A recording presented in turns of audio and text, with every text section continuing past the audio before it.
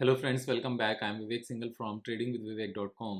और हमने FII selling को लेकर एक वीडियो बनाई थी जिसमें मैंने डेटा पुल आउट किया था स्क्रीनर डॉट इन से कि कितने परसेंट होल्डिंग एफआईआईज की इंडियन स्टॉक मार्केट में है, टोटल अमाउंट कितना है और उसके अगेंस्ट एफआईआईज ने इंडियन स्टॉक मार्केट से कितने का माल बेचा है।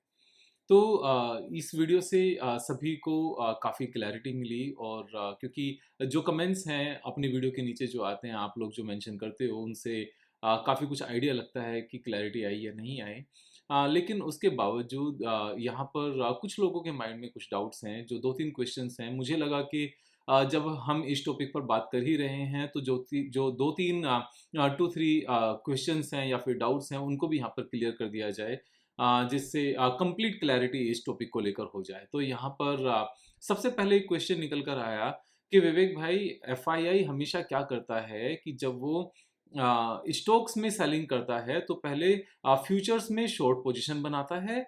स्टॉक प्राइसेस नीचे आते हैं उनकी सेलिंग से, तो वो जितना नुकसान उनको होता है स्टॉक प्राइसेस के नीचे आने से, उतना ही वो प्रॉफिट कमा लेते हैं फ्यूचर्स को शॉर्ट करके।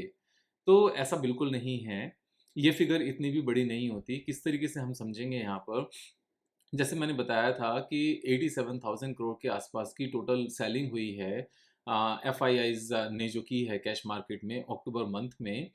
तो वो टोटल होल्डिंग का 1% के आसपास की फिगर थी।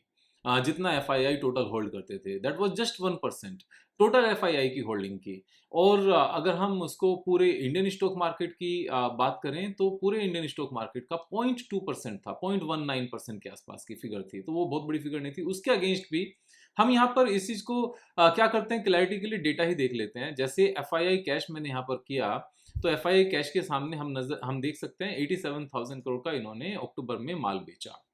नाउ एफआईआई एफ का भी यहाँ पर डेटा है, और एफआईआई एफ में हमेशा फ्यूचर्स के डेटा को देखना चाहिए, ऑप्शंस को नहीं देखना चाहिए। उसका रीजन है, ऑप्शंस में पुट बाइंग को भी बाइंग दिखाया जाता है और कॉल बाइंग को भी बाइंग दिखाया जाता है।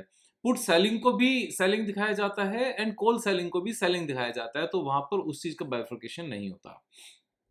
तो यहाँ बड़ा सिंपल सा है कि सिर्फ फ्यूचर्स की फिगर को देखेंगे। अगर हम फ्यूचर्स की फिगर्स को देखते हैं और अक्टूबर मंथ में देखते हैं, ये इंडाइसिस और स्टॉक्स दोनों का अलग अलग है। तो इंडाइसिस में यानी कि निफ्टी, बैंक निफ्टी, जितने भी हमारे इंडेक्सेस हैं, तो उसमें इन्होंने कितने का माल बेचा? जस्ट 31,000 करोड़ का। कैश में कितना इन्होंने सेल किया था? 87,000 करोड़ का। तो ऐसा नहीं है कि इन्होंने इक्वल अमाउंट का वहां पर सेल किया।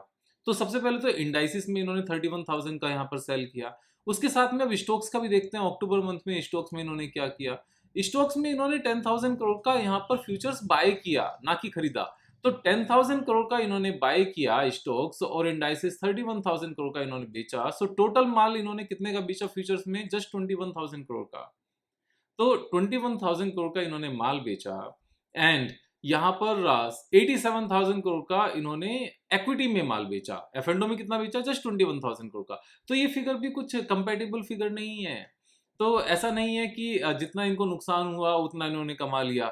और जो हम यहाँ पर नुकसान की बात कर रहे हैं ना, वो नुकसान ना जो 87,000 करोड़ का बेचा उस पर नुकसान की बात नहीं कर रहे हैं।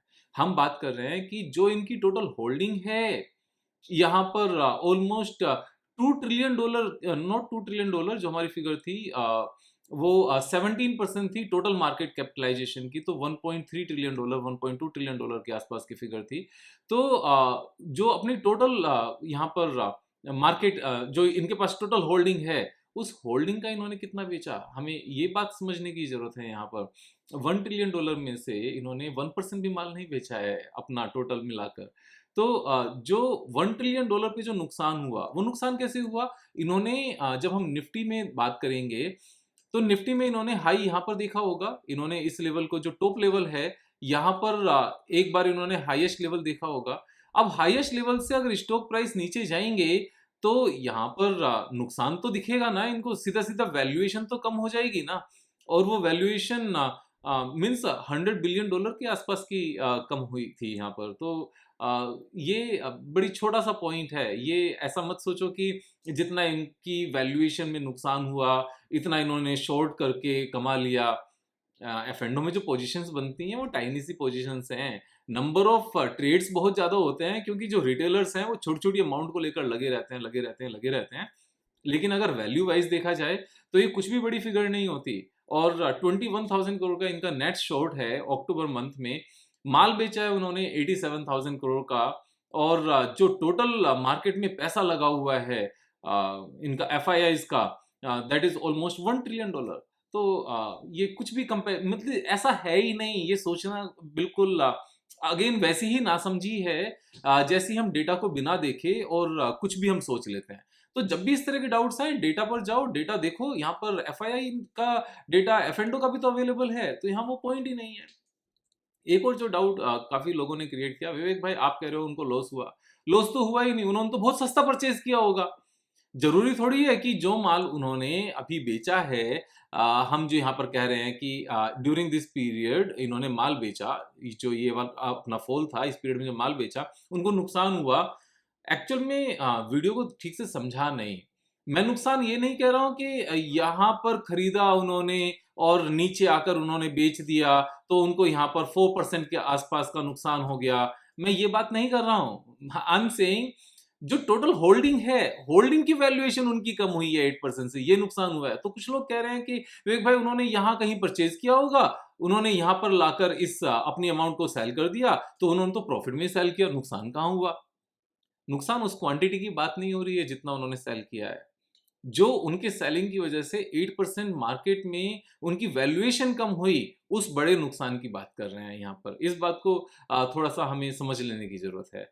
तो ये दो पॉइंट्स इस तरह के थे जो बिल्कुल मुझे लगा कि कुछ लोगों के मन में भी यहाँ डाउट नहीं रहना नहीं चाहिए, क्योंकि उनका माइंड में जो ये कॉन्सेप्ट बना हुआ है कि वो एक साइड से शॉर्ट कर देते हैं, फिर जितना माल बेच देते हैं उतना मार्केट नीचे आ जाती है तो उतना ही कमा लेते हैं। उतना कोई नहीं कमा पाता। वो वापस से कब कमा पाएंगे, उनके कमाने का तरीका एक ही है, जो वैल्यूएशन उन्होंने टॉप पर यहाँ पर देखी, जब ये स्टॉक प्राइसेस वापस से सेम लेवल पर ऊपर आ जाएंगे देन ओनली उनकी वैल्यूएशन रिकवर हो सकती है। अगर ये और नीचे चला जाए तो उनकी वैल्यूएशन रिकवर नहीं हो सकती। वो वैल्यूएशन उनकी और ज्यादा कम हो जाएगी, वो और ज्यादा नुकसान में आ जाएंगे। छोटी सी वीडियो है, लेकिन ये एक डाउट क्लियर करना सबके लिए इम्पोर्टेंट था मेरे हिसाब से।